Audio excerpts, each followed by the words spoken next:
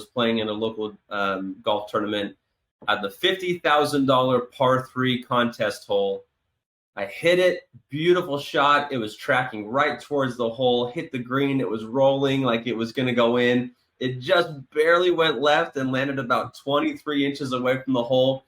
Even thinking about it today, my heart still kind of like starts beating out of my chest a little bit. But I wanted to welcome everybody to another episode of the Download Podcast. We're excited about this week's episode. We are joined by Joel Andersen, our VP of Marketing. Joel, say hi to everybody. Hello, hello. And Kelly Higgins, one of our Senior Vice Presidents of Engineering. Kelly, say hi to everyone as well. Hello, everyone. You might notice that it is pollen season here in Atlanta, so our voices might sound accordingly, but we're going to do our best to get through this. The purpose of the Download Podcast is to bring all of our viewers and listeners technologists' ideas and strategies, some concepts that we talk about, and maybe help you learn about what is trending in the industry. Additionally, I am Jake Sherrill. I'm the founder and chairman of Tier4 Advisors, and I started Tier4 on the premise of helping simplify and expedite the procurement process of your next IT project. We focus in 6 categories, and those 6 categories are data center, telecom, managed services, security, emerging tech, and software. So if you or anyone you know have a project in any of those categories coming up and would like a subject matter expert to literally and figuratively sit on your side of the table through the process, please reach out to us at tier4advisors.com. With that said, we're going to go ahead and start some of the Q&A. Joel, I will turn it over to you to start down that process.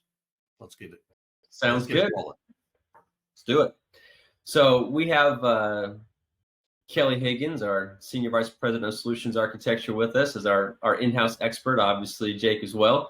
We're going to be talking about unified communications, contact center, UCaaS, CCaaS, all the different nomenclature that goes along with these 2 different offerings. But before we really dive into some of these details, I think we need to kind of level set and define what is unified communications and what is contact center. So Kelly, would you give us a quick one-liner or 2 of like what is unified communications and then what is contact center, or UCaaS and CCaaS? Sure. Yeah. So unified communications came out of blending collaboration platforms together. People, had email, texting, voice, obviously, and the today's UCaaS system brings all of that under one umbrella, one system, if you will, for one customer or end user experience. And then from a contact center, there's actually two terms. One is a call center, the other is a contact center. And then it's basic terms. A call center is really inbound. Contact center is typically outbound, but the term has kind of been blurred and it's all just called, pretty much contact center as a service today. So that is in a nutshell. Copy that. Thank you. So unified communications is more internal, more team-facing, more employee experience oriented.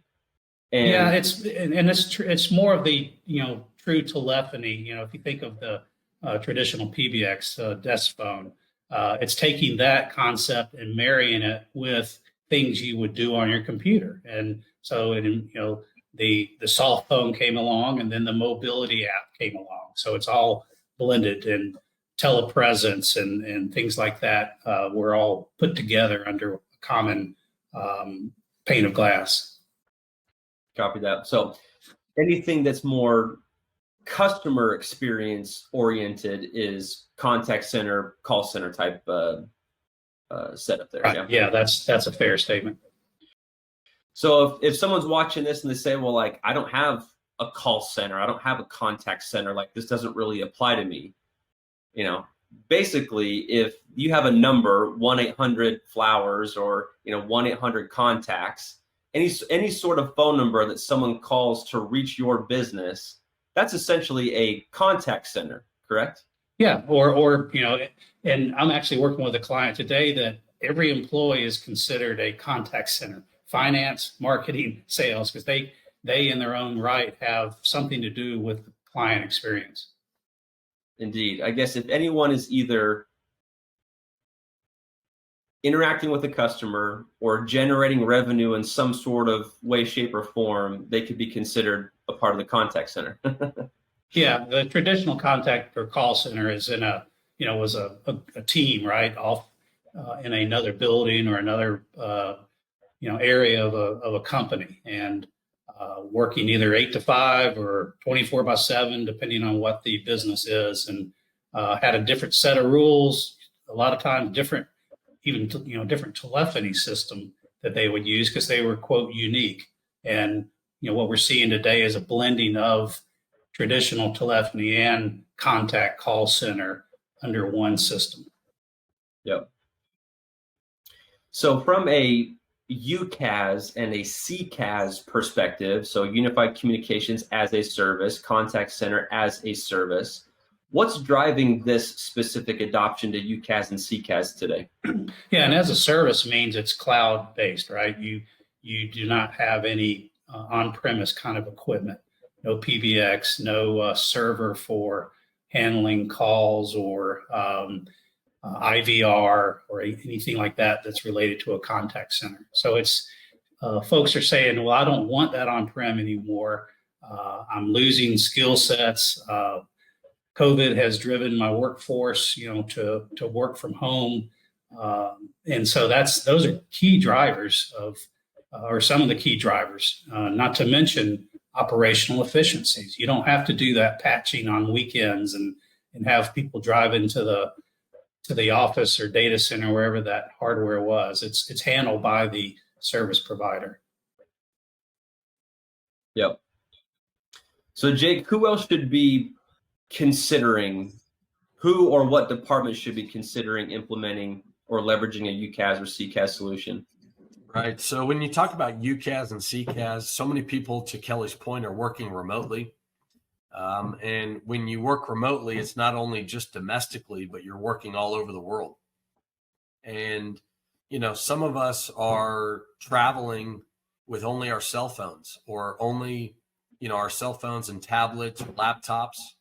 And so the term soft phone is something that's also new to some folks as well. So as long as you've got some form of technology, hardware, and Wi-Fi or internet connectivity, you really can work from anywhere.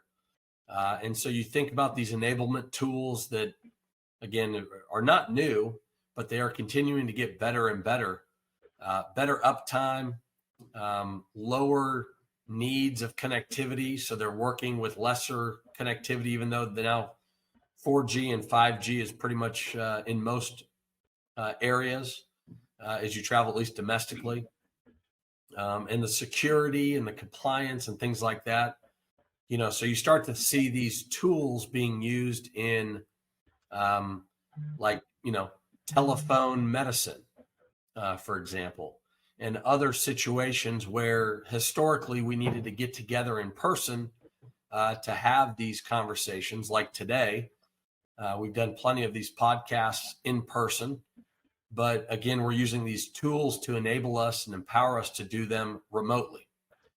So I think it's important that clients not only look at enabling their company to do more with these tools, but also make sure that they're choosing the right vendor and paying the right price for what it is that they're buying. So there's a lot of, players within the UCaaS and CCaaS space. A lot of them offer, similar things. They even have partnerships amongst each other. Kelly, do you mind talking about that for a minute, about some of the UCaaS vendors that are partnering with the CCaaS vendors, being able to offer one cohesive solution versus a standalone product on either side? Yeah, I think that's a growing trend. When I first started with Tier4, quite honestly, there was only a handful, if not maybe it was one or two, that really did both UCaaS and contact center together. 8x8 comes to mind, but the vendors are now saying, to compete, they have to have both offerings, and they're, as you said, they're partnering with a traditional telephony provider is partnering with a 5 9s who is only contact center, or maybe a Genesis, and so they're leveraging each other's strengths to provide the client with what they need. Ring Central comes to mind, and through some of their acquisitions as well. So it's definitely a trend, and we'll continue to see it, mergers and acquisitions. I just read today that NetFortris was acquired by an MSP that, they're going after the client base, I think, primarily, as well as, trying to expand their service offerings. Yeah, I feel like every day I open up LinkedIn or I get some sort of email of like so-and-so acquires so-and-so, and half the time they're telecom related, either, UCaaS, CCaaS related. Thank you. So from rolling out a successful UCaaS or CCaaS strategy, what's the anatomy that goes into making sure that you have the right provider in place and you have the right overall strategy in rolling this out? Thoughts on that? What an IT leader or business leader should be doing first to make sure they have everything in line to roll out a UCaaS or CCaaS offering? I'll go first, Jake. I think, from a UCaaS standpoint, in both cases, what problems are we trying to solve? And from a unified communication standpoint, it's as we said earlier, replacing a on-premise or antiquated PBX, end of life, can't get parts any longer, supply chain issues, et cetera. So what does that look like? How many seats are involved? Do we have, how many mergers and acquisitions are planned in the future that, so you're ensuring that there's the chosen cloud provider can access and cover those areas, which most can. So it's mapping out your current environment first. What do we, features are sort of table stakes now. Everything is pretty standard from a telephony standpoint. But what is changing the landscape is Microsoft Teams. And are you using Teams, and do you plan to use calling plans? If not, are you, wanting to integrate everything in Teams? So there's a direct routing option that providers will set you up with today. And then from a contact center, it's a little more complicated because those are different features. There's IVR involved, call routing, skills-based routing, analytics, and artificial intelligence is really growing. So clients are trying to figure out, well, how do I handle the front end better?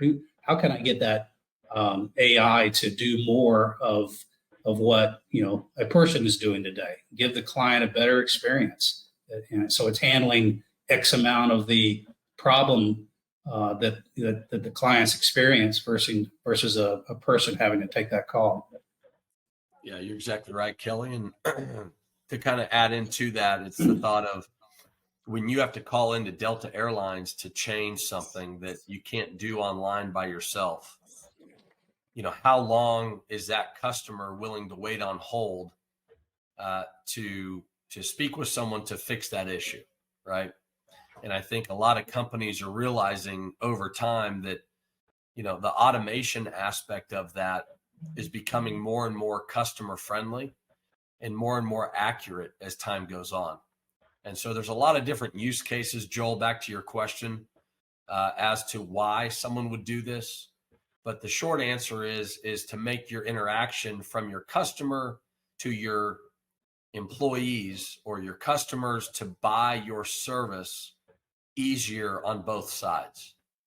And through technology, we've seen a lot of clients do that, right? Especially in this space alone.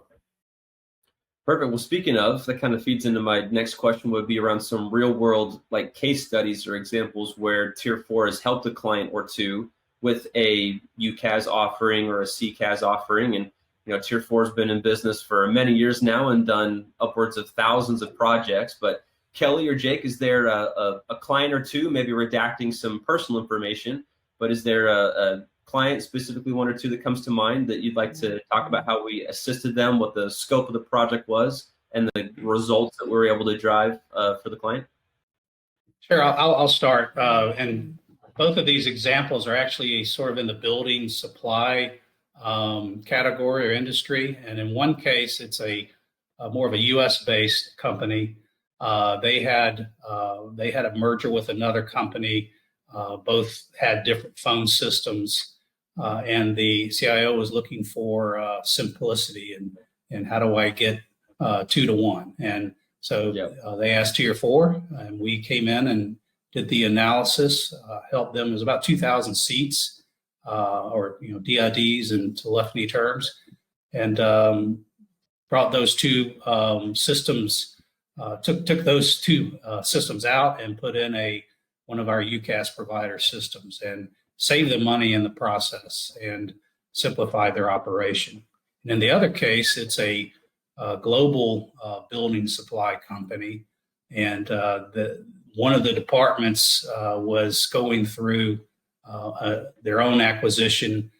Every site over the years had sort of bought their own small PBX platforms. They literally had like 6 or 7 different systems in use, and that's very difficult to manage. So Tier4 came in and did a similar exercise, helped them decide on a common solution, and help that rollout occur. And now it was a little bit smaller situation, a couple of hundred seats in this case, but they're expecting to use that platform for other subsidiaries now. So both good success stories. Yeah, and I've got a couple as well. This is a project we did probably 6 or 7 years ago, but a client who is growing through acquisition, a global client in the financial space, started here in North America, has now added, I think, a couple of dozen different countries and regions around the world. As they continue to acquire, one of the things that is a concern of theirs is integrating the way to communicate with all the other companies that they're acquiring. When they integrate them, obviously, into the greater good, technology allows them to do that, not only through voice, but also collaboration, as well as making sure that, again, customers from all over the world can reach them as a vendor. Another one that's it's in the same category, but it's a little bit different than what we've talked about, is business process outsourcing. So not only do we have clients that'll come to us with needs in technology, but they'll also come to us with needs in staffing as well. This particular one that we did recently was for an insurance company, North American based. They were looking to outsource about 30 jobs, as well as a few supervisors as well, to a vendor partner to help handle hundreds of thousands of calls a month for a particular call center. They didn't want to employ those people in-house. They thought it would be better and more advantageous to have a partner do all of that for them with regards to the hiring, the training, and the ongoing employment. And we did that project very successfully as well. That project probably could have taken 8 or 9 months if done internally. And the turnaround time on that, because of our involvement, was only a couple of months from start to finish as well. So again, it really does show not only that you can outsource to a telephony as a service vendor, but a lot of other things as well, depending on if you want to keep the headcount internal or if you need to find a partner to do some of that for you. Sounds good.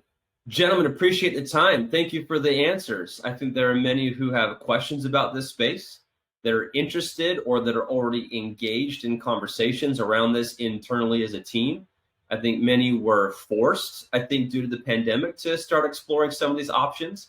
Many are now ready, I think, to make a change or looking to implement something like this. So with that said, for those that are interested in learning more about unified communications, contact center, the different offerings within this space, who does what from a vendor landscape, reach out to Tier 4 advisors. Eric and Kelly and Jake and a whole slew of solutions architecture teams are available at your disposal to answer any and all questions you can imagine about all things UCaaS, CCaaS, and of course, everything else within the Tier 4 advisors offering.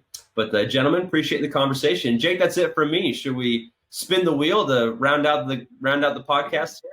Yeah, one thing I just wanted to share here at the end with regards to some of the landscape within this telephony, contact center, overall strategy world that we live in right now is there's a lot of mergers and acquisitions that are taking place. I think, Kelly, you lightly touched on this early on. It's interesting because we talked to a lot of clients years ago about changing their on-prem PBX strategy to something as more of a service. Now I find that the majority of the conversations we're having right now is with clients who are looking to not necessarily change strategy, but change vendor. Would you agree with that, Kelly, by the way? Yes, I would. Yeah. So with regards to, the client is moving on to their second or even their third UCaaS vendor or CCaaS vendor, maybe, rather than moving away from an older technology to a brand new one. And again, that's not always, but that's some cases. We've seen Ring Central have a partnership with a competitor in the past, Avaya. Also, the recent news with the Ring Central and Mitel conversation.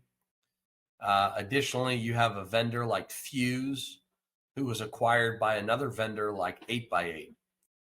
So if you're an IT end user or a C-suite type executive, and you guys are dealing with some of the confusion, I guess, for lack of a better term, with some of the M&A that's taking place in this space, again, having someone like Tier 4 advisors on your team to help with those types of projects is absolutely vital. And I just wanted to make sure to share that before we moved on to the next phase of the podcast. Absolutely. All right. Good stuff. Again, my apologies for my voice here. I feel like my voice is cracking every sentence I say. With that said, those of you who have tuned in, watched, or listened to the download over the last few years, we like to do some stuff that's fun. So with that, we're going to move on to the best thing that I saw all week. And Joel, we're going to go ahead and start with you. What was the best thing that you saw all week? I got my Masters shirt on. I'm ready for the Masters here. Had the chance to go golfing recently. I know I talk about golf a lot, but was playing in a local golf tournament at the $50,000 par 3 contest hole. I hit it, beautiful shot. It was tracking right towards the hole, hit the green. It was rolling like it was going to go in. It just barely went left and landed about 23 inches away from the hole. Even thinking about it today, my heart still kind of like starts beating out of my chest a little bit. But for a moment there, I thought I was going to be $50,000 richer. But that was the best experience, best thing I saw that happened just recently this last week. Fun times. That's great. Kelly, how about yourself? What was the best thing that you saw all week? Well, there's a lot of turmoil in the world, and so just in keeping the golf theme, I think hearing that Tiger Woods may play in the Masters was pretty exciting to me. I think he's a great competitor and has gone through his own trials and tribulations, but glad to see he's going to try it again, perhaps. Absolutely. And I'll back up Joel on the fact that I was with Joel when he almost knocked it in for 50 grand. I was They should give you some percentage of that, Joel, for every, foot you're close. Absolutely. That's right. I was on the tee box with Joel. We all thought it was going in. Again, at the same event last year, someone did knock it in for the 50. So we were hoping for back-to-back. Interestingly enough as well, we were the last group to hit on this hole. Kelly, I'll back you up as well. It's always funny when the news reports and shows a picture, not of Tiger, of course, playing Augusta, because you're not going to get any of those pictures, but of his jet in Augusta this time of year. People start to get pretty excited about that. So to your point, it is nice to see for sure. So a little change of pace here. I won't share my best thing because I think I'll agree with both of you guys. Some pretty good stuff. And hopefully we get some good news for the Masters coming up next week as well. All right, let's go ahead and end with, again, my voice is unbelievable, but I'm trying my best. So stick with me here. Spin that I'm going to whip. go ahead and spin this wheel. Spin that whip. Yeah. Big money, big money, big money. All right, number 11 here, Kelly. So, Kelly, you are lucky enough to answer the question for number 11. You have to move somewhere out of the country to live the rest of your life. You leave next week. Where are you living outside of the United States of America for the rest of your life, moving in a week from today? Boy, that's a tough one. Certainly not too far to the east or west, depending on how you look at it. I'm